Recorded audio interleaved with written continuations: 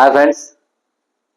तो आज हम बात करेंगे कि why should become a successful lawyer, यानी हम सक्सेसफुल वकील जो है वो क्यों बने।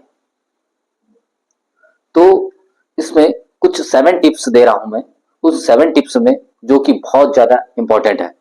और उन 7 टिप्स में फर्स्ट नंबर का जो टिप्स है वो ये है कि voice for justice and truth, यानी एक वकील जो होता है, एडवोकेट होता है, वो कहीं ना कहीं न्याय के लिए और सत्य के लिए लड़ता है। और न्याय और सत्य की लड़ाई में अंतोगत्वा कहीं ना कहीं जीत जो होती है वो सत्य की ही होती है, यानी ट्रुथ की होती है। तो एक जो लॉयर होता है वो कहीं ना कहीं दलित, पीड़ित, वंचित, शोषित एवं किसान वर्ग की, वीकर सेक्शन ऑफ सोसाइटी यानी समाज के पिछले तबके की कहीं ना कहीं बात करता है और उनकी आवाज बनता है, उनकी वॉइस बनता है और उनको जस्टिस डिलीवर्ड करने में अपना सबसे बड़ा योगदान देता है वो। तो इसलिए गर्व करें कि आप वकील हैं। सेकंड टिप्स है बी योर ओन बॉस, यानी जो वकील होते हैं वो अपने खुद के बॉस स्वयं होते हैं, वो किसी के ऊपर डिपेंड नहीं होते और ना ही उनकी इंडिपेंडेंस या डिपेंडेंसी जो है वो कहीं ना कहीं किसी के ऊपर रहती है। वो अपने बॉस, अपनी फीस खुद तय करते हैं और अपने क्लाइंट के लिए खुद लड़ते हैं, खुद कहीं ना कहीं उसे जस्टिस दिलाने में उसकी हेल्प करते हैं, मदद करते हैं। तो वास्तव में वकालत जो है वो पेशा जो है कहीं ना कहीं डिग्निटी का है, सम्मान का है। थर्ड टिप्स की मैं बात करूंगा और थर्ड टिप्स है जो वो रेस्पेक्ट एंड रिकॉग्निशन, यानी सम्मान और प्रतिष्ठा की। और सम्मान और प्रतिष्ठा की जब हम बात करते हैं तो कोर्ट में आपको यह कहने को मिलता है योर ऑनर या माय लॉर्ड, कहीं ना कहीं ये बहुत बड़ा अचीवमेंट है, बहुत बड़ी उपलब्धि है। इस तरीके से जज साहब को, जस्टिस को कहीं ना कहीं एड्रेस करने का मौका जो है वो आम जनता को या आम लोगों को नहीं होता है। और जब इसकी बात करता हूं मैं तो कहीं ना कहीं एक ये भी है कि एक लॉयर जो है, वकील जो है, वो पॉलिटिकल रूप से देखा जाए तो पॉलिटिक्स में भी जा सकता है। सीनियर एडवाइजर यानी वरिष्ठ सलाहकार जो होते हैं अलग अलग डिपार्टमेंट्स में, वहां पर वो कहीं ना कहीं सलाह देने का काम करते हैं। और जस्टिस बनने की राह में भी वकालत जो है वो कहीं ना कहीं मील का पत्थर साबित होती है।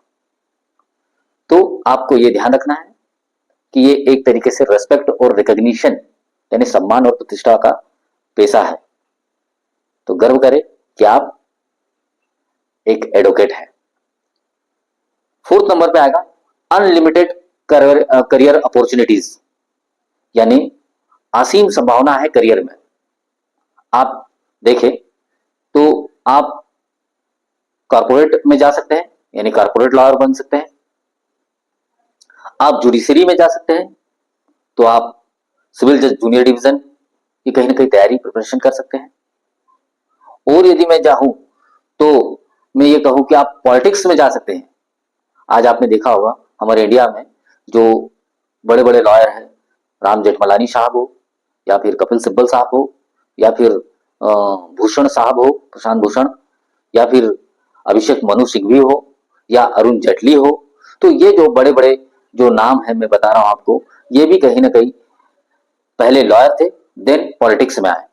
तो पॉलिटिक्स में एक अपना रुतबा होता है और अपनी एक अलग से आइडेंटिटी होती है। तो डेफिनेटली आपको ये जो है करियर है, ये अपॉर्चुनिटी है, इसे बेशक इसे कहीं ना कहीं आपको करना चाहिए और एक लॉयर, अच्छा लॉयर, अच्छा वकील बनना चाहिए।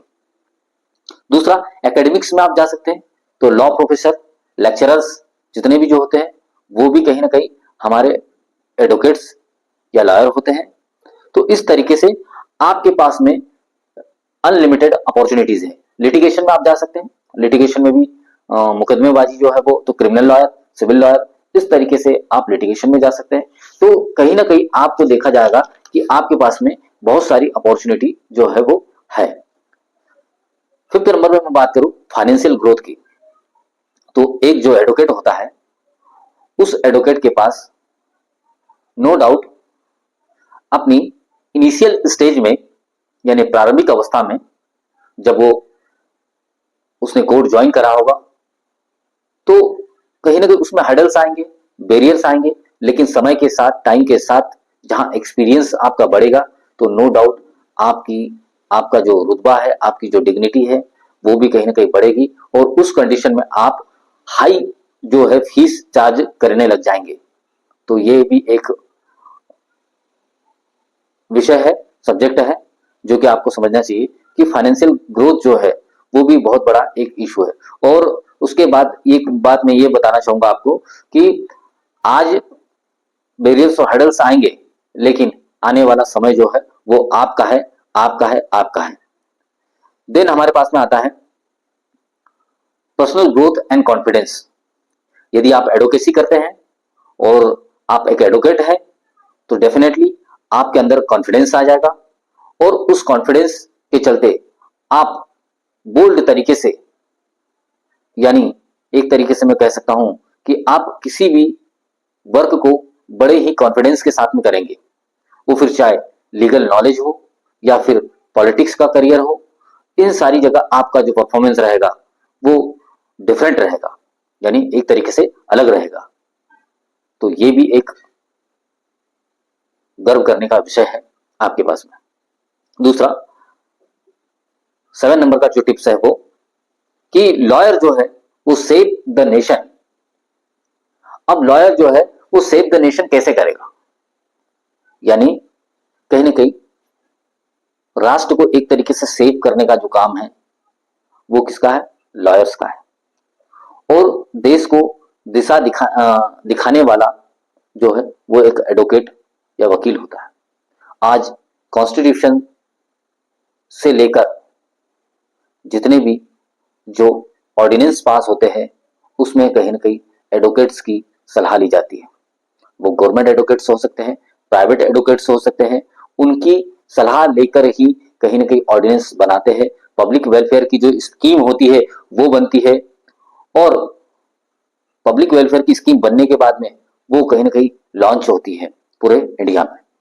तो डेफिनेटली जो है वो जो है लॉयर जो है वो कहीं ना कहीं सेव द नेशन का काम करता है, यानी अपने राष्ट्र को कहीं ना कहीं मजबूत करता है, स्ट्रांग बनाता है। ये आपको पता होना चाहिए। और आने वाले जो डेमोक्रेसी है उसमें भी बहुत बड़ा रोल प्ले करता है। मतलब आने वाली डेमोक्रेसी इन द सेंस ये कि जो प्रेजेंट डेमोक्रेसी है और इस डेमोक्रेसी में जो ऑर्डिनेंस पास होते हैं तो उनमें भी अपना कहीं ना कहीं वो रोल प्ले करता है। तो डेफिनेटली मैं भी एक एडवोकेट हूं और एडवोकेट होना अपने आप में गर्व की बात है, अपने आप में सम्मान की बात है। इसलिए proud to be an advocate. जय हिंद, जय भारत, वंदे मातरम।